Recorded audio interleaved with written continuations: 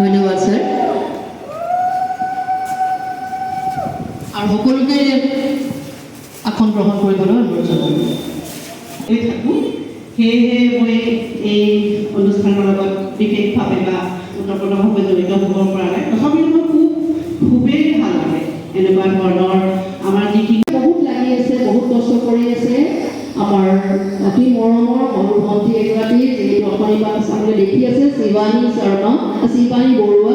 তেখেতকো আমি এখন প্ৰগ্ৰাম আমি অনুষ্ঠিত কৰিব ল'লোঁ আৰু তাৰে মই আজি আমাৰ প্ৰচেষ্টাত আজি আমাৰ এয়া আজি দিনটোৰ পৰা আমি 3 দিনীয়া কাৰ্যসূচী লৈছোঁ। ইয়াত আমাৰ পৰা গৰাকী মহিলাক কেনেকৈ আমি ৰক্ষা কৰিব পাৰোঁ বা তেওঁ আইনৰ কি আইন আছে ঘৰুৱা কণ্ডলৰ চিকাৰ হোৱা মহিলাগৰাকীক ৰক্ষণাবেক্ষণ দিব। আমি জানো যে protection of women from domestic violence act 2005 আছে, যাৰ জৰিয়তে সেই মহিলাগৰাকী যদি আইনৰ ওচৰত আহে তেওঁক ৰক্ষণাবেক্ষণ তেওঁ যদি ঘৰৰ পৰা চাপ'জ বাহিৰত উলিয়াই দিছে, খেলাই দিছে, সেই ৰক্ষণাবেক্ষণ দিব পৰা যায়। তেনেকুৱা আৰু আমাৰ ব্যক্তিগত কৰা স্কীম আছে, যাৰ জৰিয়তে জেণ্ডাৰ ইনইকুৱেলিটিৰ লগতে আমাৰ গাৰ্ল চাইল্ডৰ ওপৰত ধ্যান দিয়া হৈছে।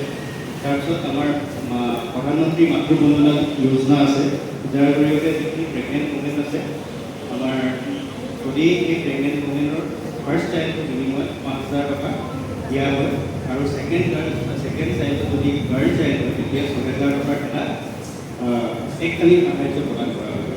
গতিকে এনেকুৱা ধৰণৰ বিভিন্ন আঁচনি আছে, যাৰ প্ৰধান উদ্দেশ্য হৈছে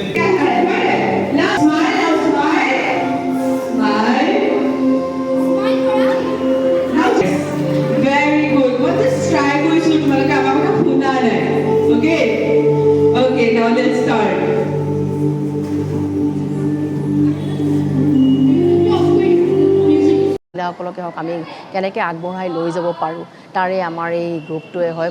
মই এটা চেষ্টা মোৰ ধৰক মই যাকে কিবা এটা যদি আমি সমাজলৈ কৰিব পাৰোঁ তাকে লৈ আজি 3 দিনীয়া কাৰ্যসূচী ৰাখিছোঁ। আছে যোগদান মাচল নাই ইয়াত আমাৰ এইটো আমি ফ্ৰী ৰাখিছোঁ, আমাৰ কোনো তেনেকুৱা হেৰি নহয়, আমি এটা ফ্ৰী কেম্পে ৰাখিছোঁ।